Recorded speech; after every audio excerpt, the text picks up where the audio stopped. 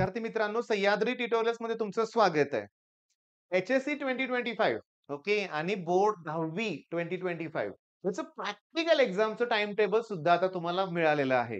यावर्षी ना सगळं अगदी व्यवस्थित सुरू आहे बरं का बाळांनो, की बोर्डच्या एक्झामचं टाइम टेबल पण तुम्हाला वेळेत मिळालंय. सीईटी एक्झाम टेंटेटिव्ह डेट्स का होईना, पण लवकर मिळालेल्या आहेत. मग हे चांगलंच आहे. तर सांगतो प्रॅक्टिकल एक्झामचं ना जास्त तणाव घ्यायची गरज नाहीये बरं का. प्रॉब्लेम असा होता फक्त मुलांच्या बाबतीत, काही वेळा असं वाटायचं, की प्रॅक्टिकल एक्झाम बोर्डच्या नंतर घेतल्या जातील.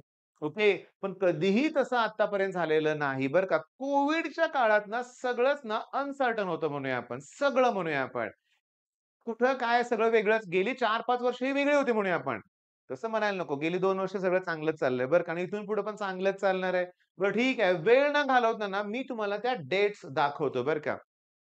हे सगळ्यांना प्रकटन मिळालेलं आहे. बरोबर आहे. बोर्डकडूनच ते आलेलं आहे. मी तुम्हाला सांगू का त्या जर डेट्स तुम्ही जर बघितल्या तर त्या डेट्स आहेत 24 जानेवारी पासून 10 फेब्रुवारी. थोडंसं शॉकिंग मला वाटलं. कोणती गोष्ट सांगू का? 10 फेब्रुवारी. तुम्हाला माहिती आहे ना, 12th स्टँडर्डची एक्झाम इंग्लिशचा पेपर जो कंपल्सरी असतो, तो 11 तारखेपासून आहे. 11 फेब्रुवारी पासून हा पेपर आहे.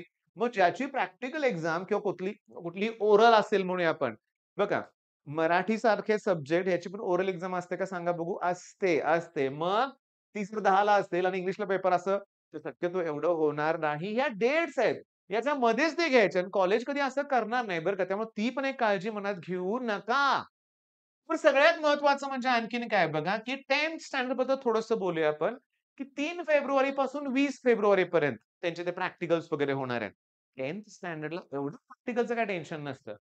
प्लस बघूया आपण, की 24 जानेवारी पासून मग प्रॅक्टिकलमध्ये वेळ जाणार आहे.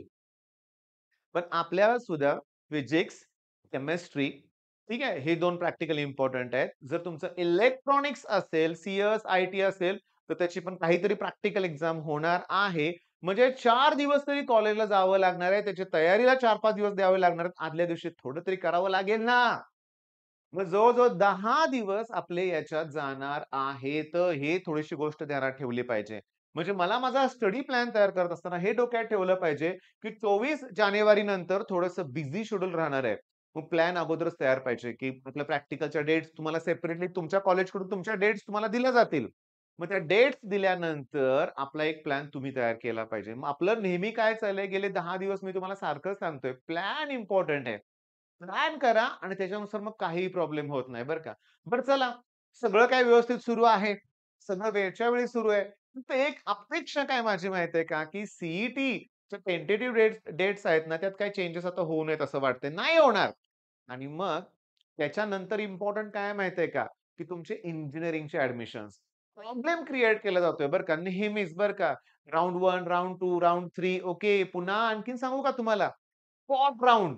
हा एक विचित्रच प्रकार आहे बरं का. आता तुम्हाला यावर्षी माहिती असेल, की पुण्यातल्या बऱ्याचशा नावाजलेल्या कॉलेजेसमध्ये स्पॉट राउंडच्या नावाखाली भरपूर गोंधळ घालण्यात आलाय. पर स्टुडंट 2-2 हजार फीस घेण्यात आली.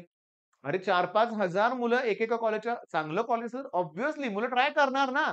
मग 4,000 मुलं स्पॉट राउंडला येत असतील, तर फार गोंधळाचं ठरतंय त्या कॉलेजला सुद्धा. मग हे काय होतंय, ॲडमिशन प्रोसेस लांबत जाते. मी तुम्हाला सांगू का, विनाकारण यावर्षी ॲडमिशन प्रोसेस लांबले. आता जर सीईटी त्यांनी वेळेत घेतायत, रिझल्ट वेळेत लावला पाहिजे. ओके. त्याच्यानंतर प्रोसेस वेळेत सुरू व्हायला पाहिजे. काय होतं माहितीये का, प्रॉब्लेम माहितीये का, की फर्स्ट इयरच्या मुलांना विचारा किती त्रास होतोय.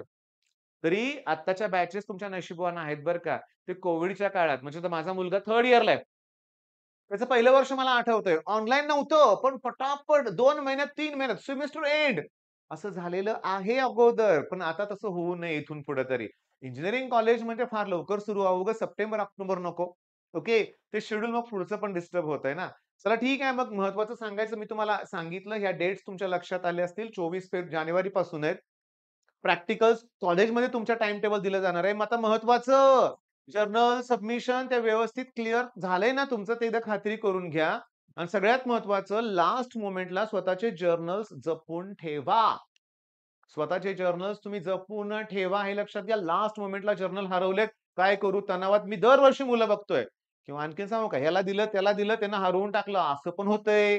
त्यामुळे काळजी घ्या. ठीक आहे. असं काही होत नाही, होणार नाही असं हे करूया आपण. अभ्यास चांगला सुरू आहे तुमचा. तसाच सुरू ठेवा. All the best.